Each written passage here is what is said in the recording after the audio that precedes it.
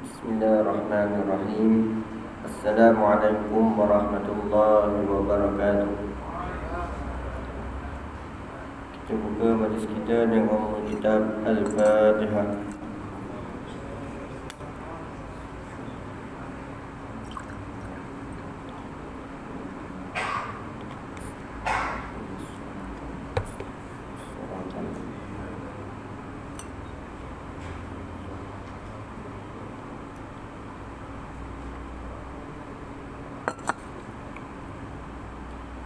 Innal hamdalillah nahmaduhu wa nasta'inuhu wa nastaghfiruh wa na'udzu billahi min shururi anfusina wa min sayyiati a'malina. Man yahdihillahu fala mudilla lahu wa man yudlil fala hadiya lahu. Ashhadu an la ilaha illallah wa ashhadu anna Muhammadan 'abduhu wa rasuluh. Allahumma shalli wa sallim wa barik ala sayyidina Muhammad wa ala alihi wa sahbihi wa barik wa sallim.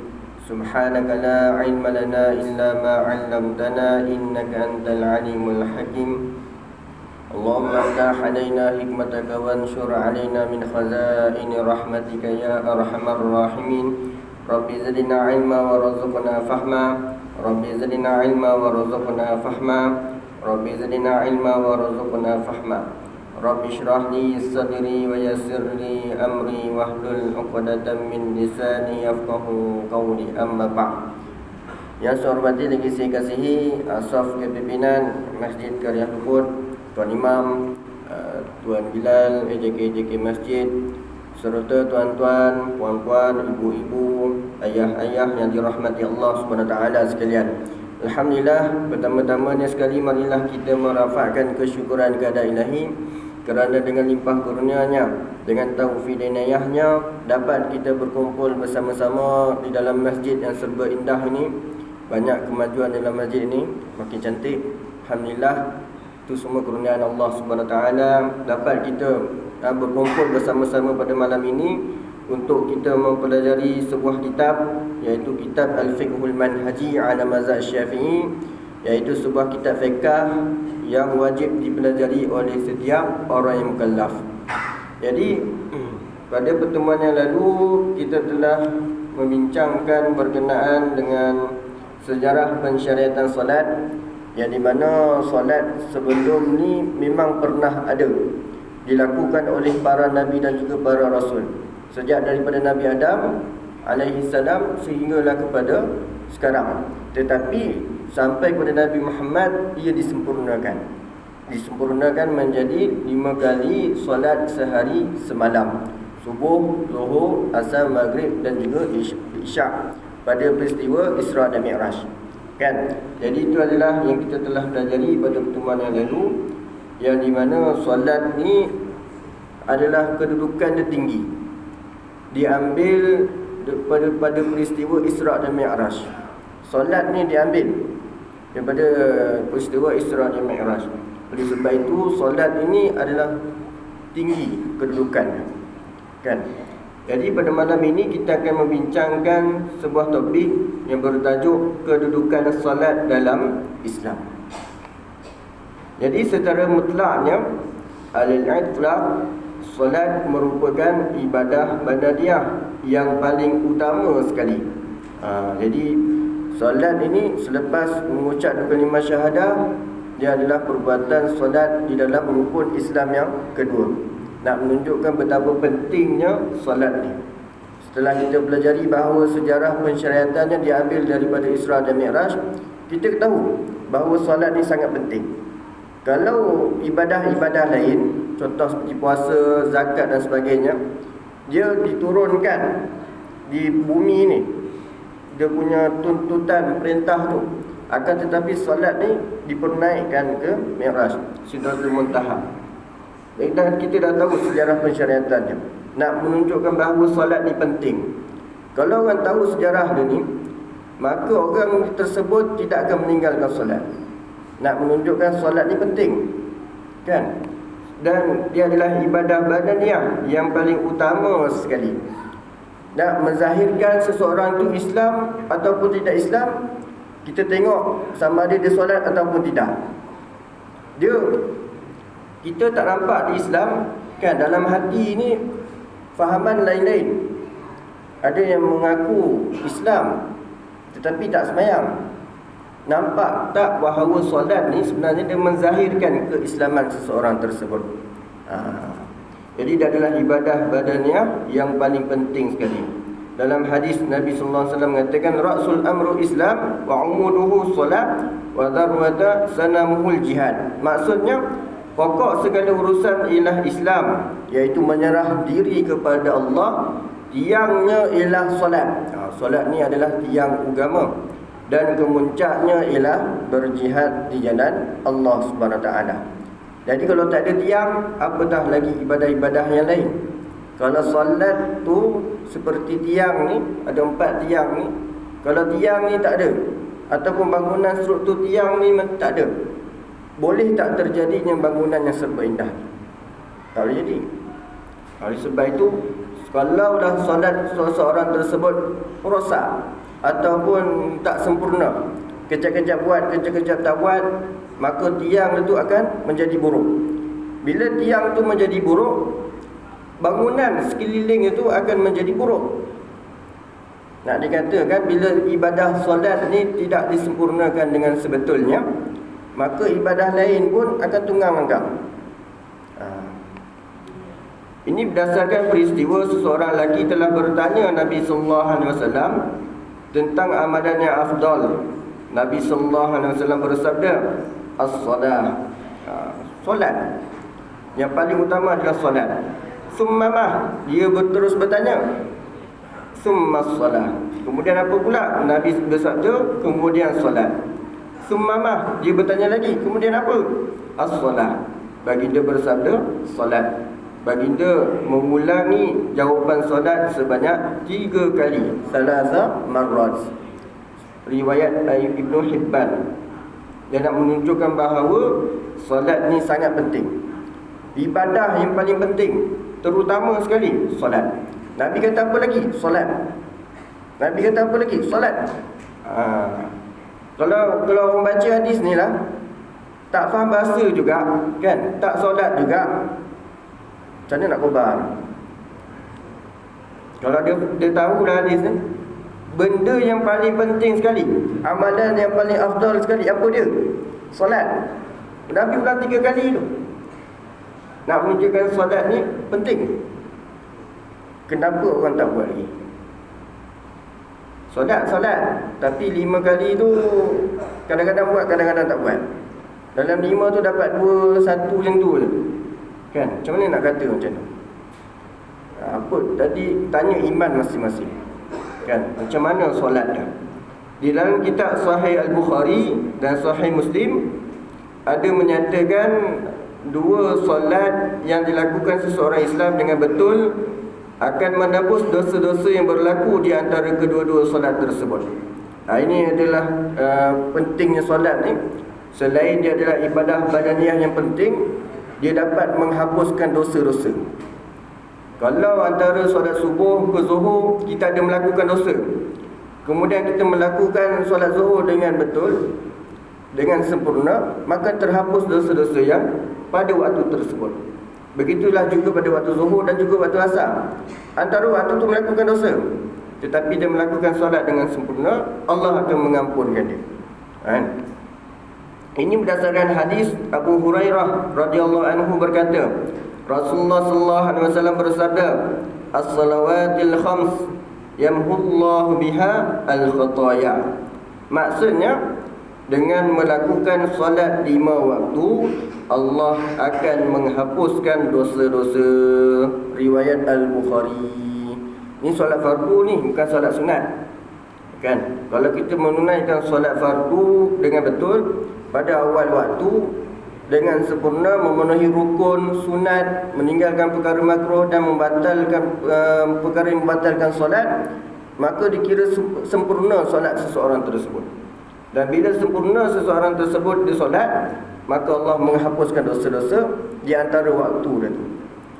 Hadis seterusnya, Utsman radhiyallahu anhu berkata, Rasulullah sallallahu alaihi wasallam bersabda, "Man atammal wudu'a kama amarahu Allah Ta'ala fasalawatul maktubat kafaratun lima bainahunna. Maksudnya sesiapa yang berwuduk dengan sempurna, sesiapa yang berwuduk dengan sempurna sebagaimana yang diperintahkan oleh Allah, maka semua solat fardu yang dilakukannya akan menebus dosa yang ada di antara solat tersebut. Riwayat Muslim. Nak katakan bahawa solat sempurna ni bermula daripada mana? Bermula daripada wuduk. Bila wuduk seseorang sempurna, penuhi rukunnya, sunatnya, kan, tidak membatalkan wuduk, menjaga wuduk dan sebagainya, solat wuduk dia tu sempurna. Dan kemudian dia terus solat dalam keadaan dia bersedia. Makna kata lepas wuduk tu dia tak ada fikir dunia lagi dah. Tak ada nak borak kosong, kan? Dia terus menghadap kepada Allah Subhanahu Wa Taala. Maka kata Nabi sallallahu alaihi wasallam, maka semua solat fardu yang dilakukannya akan menebus dosa yang ada di antara solat tersebut. Riwayat Muslim. Jadi kalau nak solat seseorang tu sempurna, dia kena dahulukan wuduk yang sempurna. Wuduk ni penting lah, kan?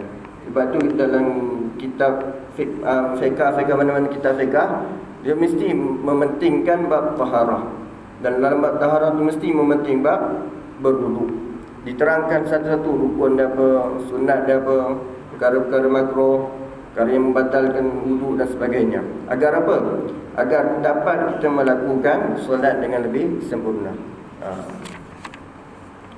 Begitu juga orang yang cuai mengerjakan solat, sama ada secara sengaja melengah-lengahkan atau meninggalkannya, akan membawa kepada kekufuran sekiranya dia berterusan begitu. Oleh itu, solat merupakan santapan utama bagi iman sebagaimana yang telah disebutkan. Jadi orang yang sengaja mencuaikan solat, cuai mengerjakan solat.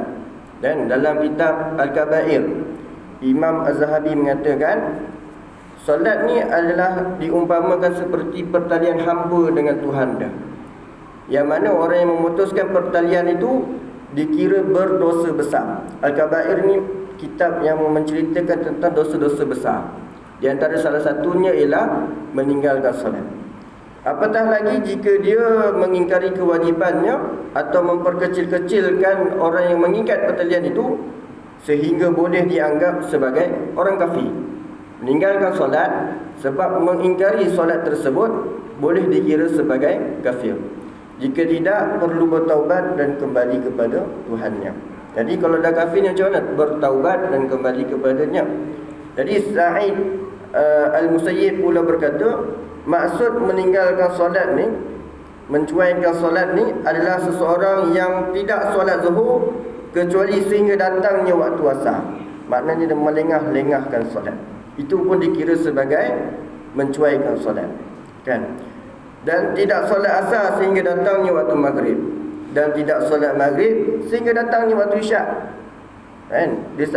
Asar pukul 7, maghrib pukul 8 subuh, isyak pukul 5 pagi. Macam mana? Melengahkan solat. Itu pun dikira sebagai orang yang mencuaikan solat, orang yang meninggalkan solat. Kemudian tidak menunaikan solat subuh sehingganya terbit matahari. Maknanya dia sembahyang di hujung waktu. Bukan setakat meninggalkan solat sahaja, akan tetapi orang tersebut dia melengah-lengahkan solat tanpa sebab, tanpa uzur. Maka kalau dikira macam ni, apakah hukumnya? Kita akan bincangkanlah. Dan seterusnya hadis daripada Ummu Aiman radhiyallahu anha. Rasulullah sallallahu alaihi wasallam bersabda, "La tasruki as-salata muta'ammidan fa innahu man taraka as-salata muta'ammidan faqad bari'at minhu zimmatullah wa rasulih." Maksudnya, jangan engkau sengaja meninggalkan solat. Jangan kau sengaja meninggalkan solat. Sengaja meninggalkan solat ni apa maksudnya? Contohnya set alarm pukul 5.30. Set alarm dah banyak lah, 5.30, pukul 6 pagi, 6 suku, 6.5 minit. Setiap 5 minit set alarm. Tapi setiap kali bangun tu, tak apa, kejap lagi lah. Sampai pukul 7 nak ambil waktu. Itu pun tak terbangun. Contoh 6.30, boleh lagi ni. Dia pun tidur. Tidur. Sedar-sedar tengok dah pukul 8. Ini orang yang sengaja meninggalkan solat lah ni. Antara contoh dia, meninggalkan solat. Pukul 8 pagi baru dia meninggalkan solat. Sedangkan dia dah bangun. Kalau dia tertidur, tak sedar-sedar kan, pengsan kan, tidur-tidur pengsan, tak sedar gila kan. Jadi dia tak dikira sebagai uzur. Tetapi kalau orang yang macam ni, dia sedar, dia siap snooze lagi kan, snooze lagi. Ataupun kemudian dia tidur, sedar dah pukul 8, pukul 9 macam tu, maka dia, Nabi kata jangan engkau sengaja meninggalkan solat. Sesungguhnya sesiapa yang sengaja meninggalkan solat, dia akan terlepas daripada mendapat perlindungan Allah dan Rasulnya. Riwayat Imam Ahmad, riwayat seumpamanya daripada Muaz. Jadi nak katakan bahawa orang yang meninggalkan solat ni, dia tidak mendapat perlindungan Allah SWT. Kita ni dalam hidup kita ni, bangun pagi sampai ke malam, kita banyak benda kita nak minta kepada Allah. Betul tak? Doa macam-macam, nakkan kekayaan, kesihatan, anak yang baik, isteri yang taat salihah. Tapi dalam masa yang sama, kita tak buat perkara yang paling utama sekali, iaitu solat. Macam mana Allah nak kabulkan doa kita? Macam mana nak dapat perlindungan daripada Allah dan Rasulnya? Itu kat dunia. Dekat akhirat kelak, tak dapat perlindungan Allah ni macam mana? Kan? Bila dihisap kelak, macam mana Rasulullah nak bagi syafaat kepada dia? Macam mana? Sedangkan dia tak solat, selawat pun tak pernah kan? Solat yang paling wajib itu pun tak pernah dilakukan atau meninggalkan. Macam mana dia nak dapat perlindungan Allah dan juga Rasulnya? Jadi hukum meninggalkan solat, orang yang meninggalkan solat sama ada kerana malas, cuai, ingkar dan sengaja mengering-ringankannya, ini adalah orang yang pertama lah, jenis yang pertama. Orang tu tak solat. Bila tanya kenapa tak solat, malas lah. Kenapa tak solat?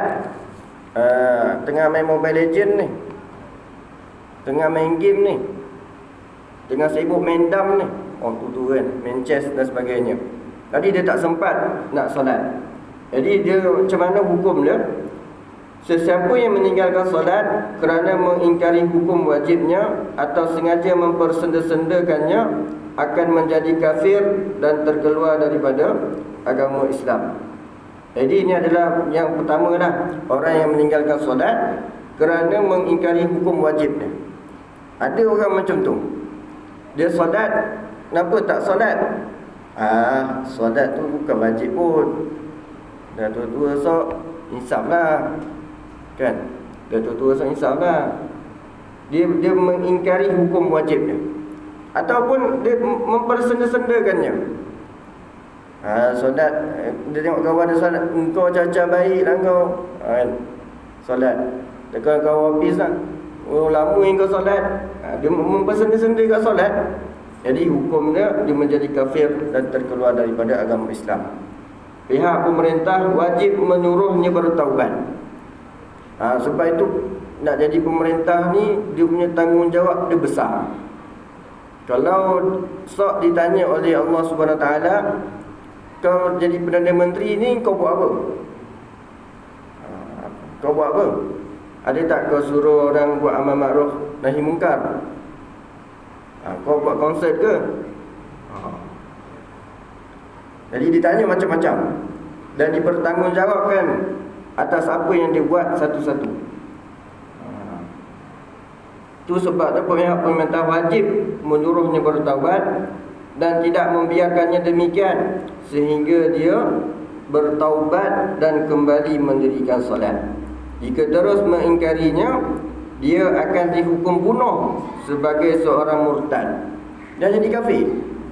Dah tak solat, kemudian mengingkari solat pula. Dekat sini tak adalah, kita tak nampak kenalan-kenalan kita, tuan-tuan dan puan-puan. Tapi kita akan nampak dekat orang yang hidup liberal ni, liberal, otak fikir dunia ni. Dia kenapa tak solat? Bukan wajib pun. Asalkan aku Islam dah lah, masuk syurga. Dia tak tahu sebenarnya bila dia tak solat dan mengingkari solat dan mempersenda-sendakan dia pula, maka dia hukum kafir. Tapi dia tak tahu. Dia ingat saya Islam lah, Islam atas sekadar IC sahaja. Ni yang bahaya. Sebab tak ada iman, tak menunaikan solat dan mengingkari solat tu pula, dia dah jadi murtad. Kalau kita belajar bab tauhid, antara salah satu orang itu dah jadi murtad, salah satunya dia mengingkari solat tersebut. Dia mengingkari apa-apa perintah yang diturunkan oleh Allah ke atas dia. Dia mengingkari dia. Jadi hukumnya adalah kafir. Jika dia terus mengingkarinya, dia akan dihukum bunuh sebagai seorang murtad, dan mayatnya tidak harus dimandikan, dikafankan dan disembahyangkan. Malah tidak harus dikebumikan di tanah perkuburan orang Islam, kerana dia bukan lagi di kalangan mereka. Senang ke nak detect orang yang macam ni?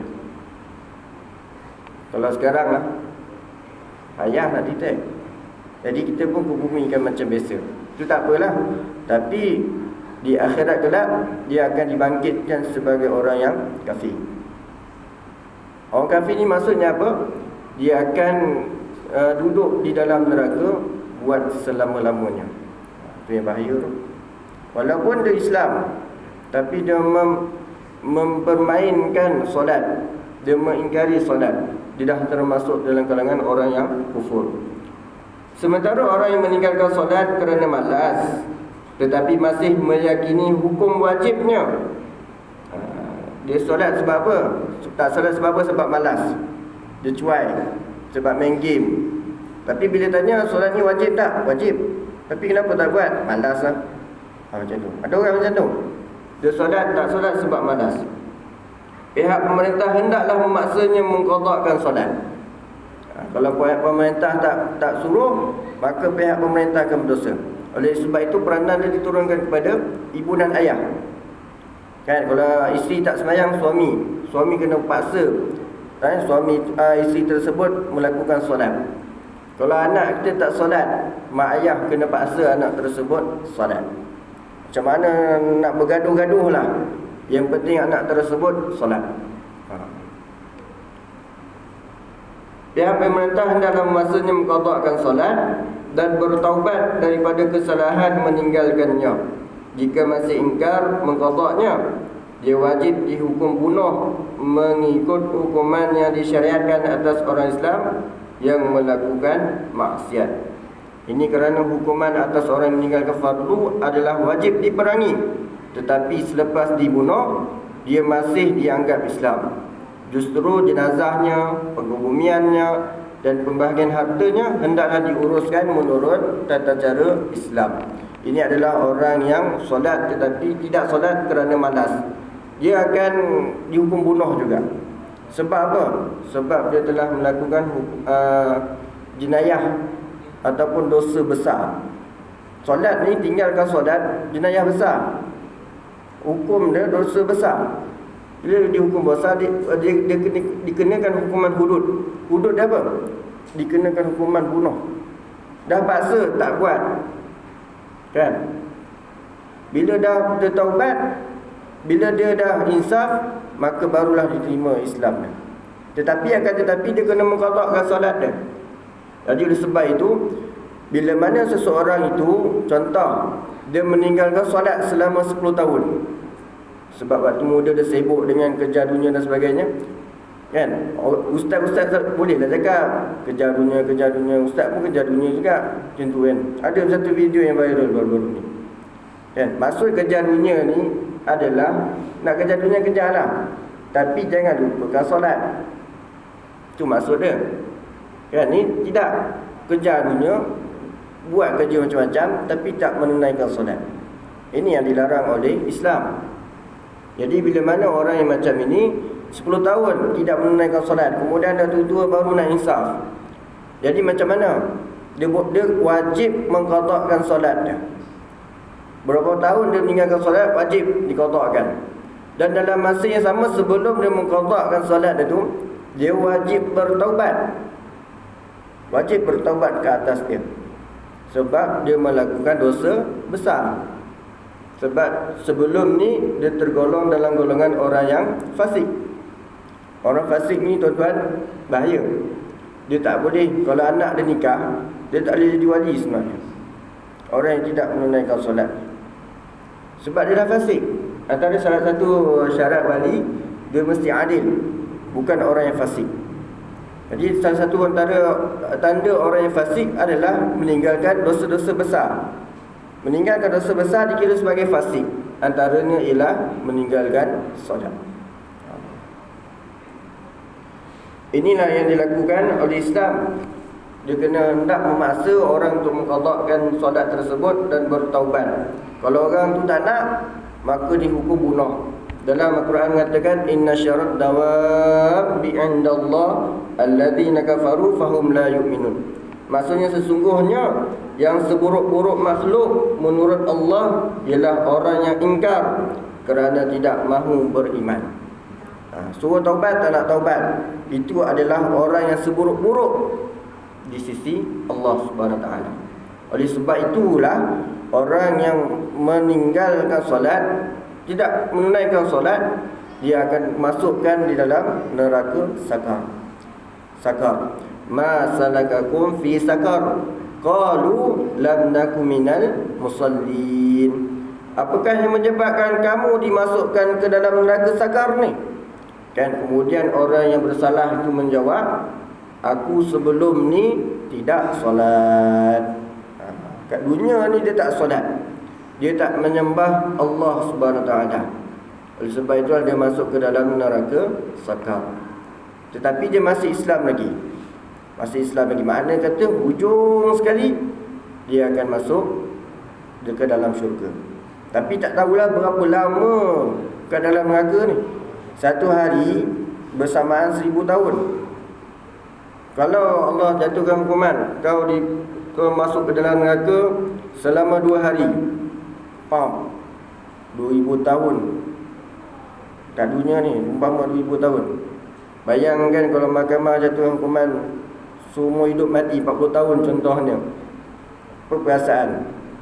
Tak tahu dunia luar. Tu duduk dalam penjara tu, belum kena seksa lagi, kena bakar lagi. Orang dalam neraka ni tuan-tuan, dia tak mati, dia tak hidup. Bila dia kena seksa tu, tak mati, tak hidup, macam mana keadaan? 1000 tahun atau 1 hari, tambahan 1000 tahun.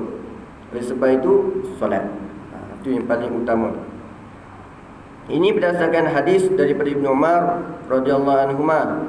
Rasulullah sallallahu alaihi wasallam bersabda, umirtu an uqatilan nas hatta yashhadu an la ilaha illallah wa anna muhammadar rasulullah wa yuqimus salah wa yu'tuz zakah fa idza fa'alu dhalika asamu minni dima'ahum wa amwalahum illa bihaqqil islam wa hisabuhum 'ala Allah. Maksudnya, aku diperintahkan, ni Rasulullah kata, aku diperintahkan memerangi manusia hingga mereka mengaku bahawa tiada Tuhan yang disembah melainkan Allah, dan mengaku bahawa Nabi Muhammad sallallahu alaihi wasallam ialah pesuruh Allah, mendirikan solat dan mengeluarkan zakat. Apabila mereka telah melakukannya, terpeliharalah darah dan harta benda mereka daripada tindakan aku, kecuali dengan kebenaran Islam, dan terserahlah perhitungan mereka itu kepada Allah. Hadis tersebut menunjukkan sesiapa yang telah berikrar dengan 2 kalimah syahadah tetap diperangi.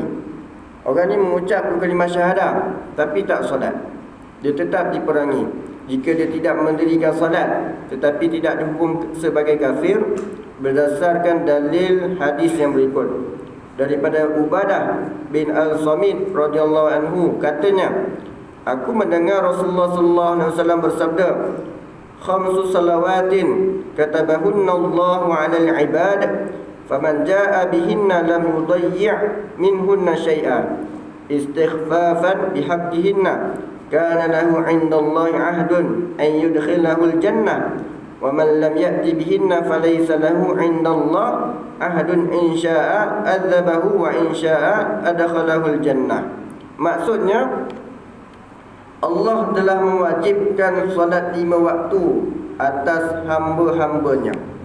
Sesiapa yang tetap melakukannya tanpa meninggalkan satu pun daripadanya lantaran meringan-ringankan hukum wajibnya, Allah berjanji akan memasukkannya ke dalam syurga.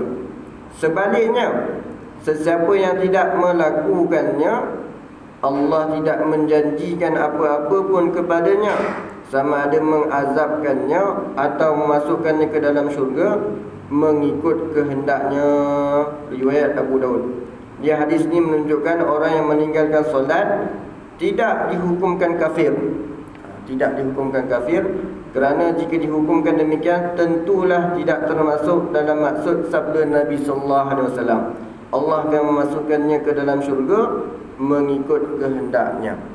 Jadi ada orang diberi inilah rahmat daripada Allah Subhanahu Wa Taala. Sama ada Allah kasih kepada dia akan masukkannya ke dalam syurga walaupun dia tidak menunaikan solat, dan juga Allah boleh mengkehendakinya masuk ke dalam neraka. Oleh sebab itu, kalau kita nak dapat perlindungan daripada Allah Subhanahu Wa Taala, memasukkannya ke dalam syurga, ni janji Allah ni. Kan, janji Allah kalau dia melakukan solat, tetap melakukannya tanpa meninggalkan satu pun atau meringan-ringankannya, maka Allah akan masukkan dia ke dalam syurga. Tetapi kalau orang yang tidak menunaikan solat ni, Allah tak janji. Kalau masuk neraka ke masuk syurga tu, Allah tak tahu. Allah tak tahu. Allah menghendaki dia sama ada masuk syurga atau neraka tu terpulang kepada Allah Subhanahu Taala. Jadi bila mana kita nak mendapatkan janji Allah Subhanahu Taala itu, kena solatlah. Solat dapat masuk ke dalam syurga. Ini kerana hanya orang kafir yang tidak akan masuk ke dalam syurga sama sekali. Justru maksud tidak kafir adalah ditujukan kepada mereka yang meninggalkan solat disebabkan malas bagi menerima pakai semua dalil tersebut. Ini berdasarkan hadis daripada Jabir radhiyallahu anhu, katanya, aku mendengar Nabi sallallahu alaihi wasallam bersabda, inna baina rajuli wa baina syirki wal kufri tarkas salah. Maksudnya, sesungguhnya yang membezakan seseorang Islam dengan syirik dan kafir itu ialah meninggalkan solat. Beza kita dengan orang kafir ni apa? Solat. Solat. Riwayat Muslim dan yang lainnya. Maksud hadis ni ditujukan kepada orang yang meninggalkan solat kerana mengingkari hukum wajibnya atau mempersenda-sendakannya dan meremehkannya. Jadi tuan-tuan, bila kita sembahyang ni, kita hidup sebagai orang Islam ni, kita jangan meremeh-temehkan apa yang diperintahkan oleh Allah SWT. Sebagai contohnya orang perempuan, banyak kes poligami sekarang ni, kan? Jangan kita meremeh-temehkan, jangan kita menafikan poligami tersebut. Tetapi salahkan orang yang berpoligami itu betul, boleh. Salahkan orang yang berpoligami sebab apa?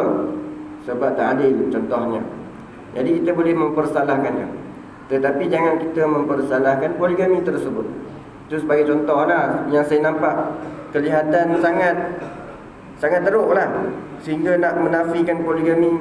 Dan ada yang mengatakan kalau lelaki boleh poligami, perempuan pun nak poligami juga. Macam tu pula. Mana kata isteri kejap-kejap kat rumah ni, suami pertama, isteri kejap-kejap kat suami kedua, payah pula. Jadi jangan kita mengatakan macam tu. Itu maksudnya mempersenda-sendakan apa yang diturun, yang ditaklifkan ke atas kita.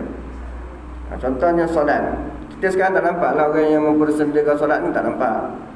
Tapi kita kena berhati-hati. Sebab dia boleh menjadi syirik. Dan dia akan masuk ke dalam neraka wail. Fawailul lil musallin. Dan cilakalah orang-orang yang solat tersebut, alladzina hum an salatihim sahun, iaitu mereka yang berkeadaan lalai daripada menyempurnakan sembahyangnya.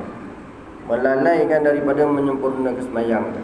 Riwayat surah Al-Maun ayat 4 hingga 5. Jadi lalai ni bermaksud mensia-siakan solat dia tu. Oleh sebab itu tuan-tuan, sekiranya kita ada masa hidup kat dunia ni, kalau ada waktu muda kita ada meninggalkan solat, qada balik. Berapa tahun kita meninggalkan solat? Contohnya ketika kita muda 20, 30 tahun, kadang solat, kadang tak solat, qada balik. Qada balik. Dalam masa yang sama kena taubat. Taubat tu betul, tidak akan meninggalkan solat lagi, insaf dan sebagainya, kemudian qada balik solat. Berapa tahun kita tinggal? Kadang-kadang tak tahu, tak ingat. Tak ingat kan berapa? Buat je. Buat berapa banyak yang kita mampu. Kalau kita mati dalam keadaan kita ada hutang kepada Allah SWT, qada ni hutang. Kalau kita mati dalam keadaan kita meninggalkan hutang kepada Allah SWT, dalam masa sama kita cuba melunaskan hutang tersebut, maka insya-Allah kata Nabi sallallahu alaihi wasallam akan masukkannya ke dalam syurga mengikut kehendak dia. Akan dimaafkanlah oleh Allah Subhanahu Wa Taala. Tengah-tengah nak qada meninggal, tak sempat nak qada, dan itu baru nak insaf. InsyaAllah Allah akan mengkehendakinya masuk ke dalam syurga. Jadi ada beberapa pertanyaan, tuan. Saya buka soalan kepada tuan-tuan dan puan-puan.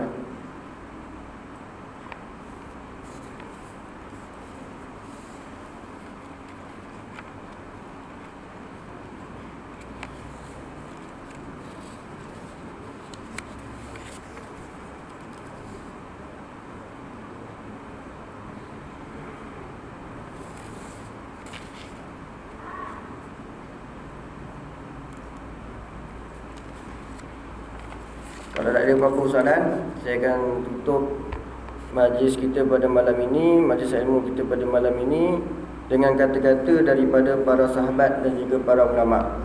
Umar bin Khattab radhiyallahu anhu berkata, seseorang itu tidak akan bernasib baik di dalam Islam jika dia meninggalkan solat. Ini kata Umar, Sayyidina Umar. Orang meninggalkan solat, dia tidak bernasib baik. Dunia ke akhirat ke, tidak bernasib baik. Ali radhiyallahu anhu telah ditanya tentang wanita yang tidak solat, maka beliau menjawab, sesiapa yang tidak solat, maka dia sebagai tidak beragama. Dia seolah-olah macam tak ada agama. Sebab solat ni yang menentukan ibadah zahir yang kita nampak, kan? Orang Islam tak Islam, kan? Lelaki, ada orang muka pesen siapa lebih kurang, bila tanya Cina, muka macam Cina kan, rupanya Melayu. Jadi nak tentukan dia Islam tak Islam bukan setakat pada isi, tapi solat dia. Ibnu Mas'ud radhiyallahu anhu berkata, sesiapa yang tidak solat maka dia tidak beragama. Ibnu Abbas radhiyallahu anhu berkata, sesiapa yang meninggalkan solat sekali sahaja dengan sengaja, maka dia akan menghadap Allah Subhanahu Wa Taala dalam keadaan mendapat kemurkaan. Ini kata Ibnu Abbas. Meninggalkan solat sekali saja dengan sengaja, tak buat apa pun, main game, tinggal solat, buat kerja Grab contohlah, tak kata siapa, buat Foodpanda sehingga terlepas waktu solat, maka dia dikirakan sebagai sengaja, dia akan mendapat kemurkaan Allah Subhanahu Taala. Ibn Hazm berkata, tidak ada dosa yang lebih besar sesudah syirik kecuali bagi orang yang melewatkan solatnya dari waktunya yang sebenar, atau dia membunuh seorang mukmin dengan cara yang salah. Dia melewatkan solat ni pun dikira sebagai berdosa besar. Melengah-lengahkan solat hingga hujung waktu. Nanti kita akan ceritakanlah hukum solat di hujung waktu ataupun di tengah-tengah waktu. Macam mana? Harus ke haram ke, kita akan bincangkan nantilah. Ibrahim Al-Nakhai berkata, sesiapa yang meninggalkan solat, maka sungguh dia telah menjadi kafir. Ini juga pendapat Ayub Al-Sakhtiyani. Ini adalah pendapat-pendapat daripada para sahabat dan juga para ulama yang mengatakan bahawa solat ni penting, tuan-tuan. Berapa banyak kita tinggalkan, cuba qada. Kalau ada kesilapan di masa lalu, perbetulkan. Kadang-kadang Allah bagi kita masa panjang hidup ni bukan sebab dia mulia, tapi sebabkan Allah nak bagi dia masa untuk bertaubat. Banyak dosa dia kadang-kadang, mungkinlah. Ada juga mungkin sebab dia mulia. Tetapi ada juga dia kena cek balik, muhasabah diri dia balik, supaya dia dapat bertaubat kepada Allah SWT dan dapat bertemu dengan Allah SWT dalam keadaan dia bersih. Bertaubat ni kira dosa-dosa dia bersih lah. Oleh sebab itu bertaubat kepada Allah SWT sentiasa. Innallaha yuhibbut tawwabin. Sesungguhnya Allah suka kepada orang yang suka bertaubat. Taibun, orang yang bertaubat sekali taubat. Tawwabin, orang yang selalu bertaubat. Hari-hari kita bertaubat walaupun kita banyak dosa, InsyaAllah Allah akan redha ke atas dia. Jadi ada apa-apa pertanyaan? Tak ada kan? Ni mukadimah tuan-tuan. Ni mukadimah solat. Dia belum masuk hukum ahkam solat lagi lah. Hukum ahkam solat ni bila waktu masuk bab azan nanti baru diceritakan berkaitan dengan hukum ahkam. Jadi kalau tak ada apa-apa pertanyaan, cukup sekadar ini sahaja. Yang baik datang daripada Allah SWT dan yang buruk datang daripada saya sendiri. Hakikatnya kedua-dua datang daripada Allah SWT. Saya mohon maaf anda terkasar bahasa ataupun tersalah bicara. Aku qauli hadza wa astaghfirullah li wa lakum. Wassalamualaikum warahmatullahi wabarakatuh. Itu majlis kita dengan tasbih para rasul.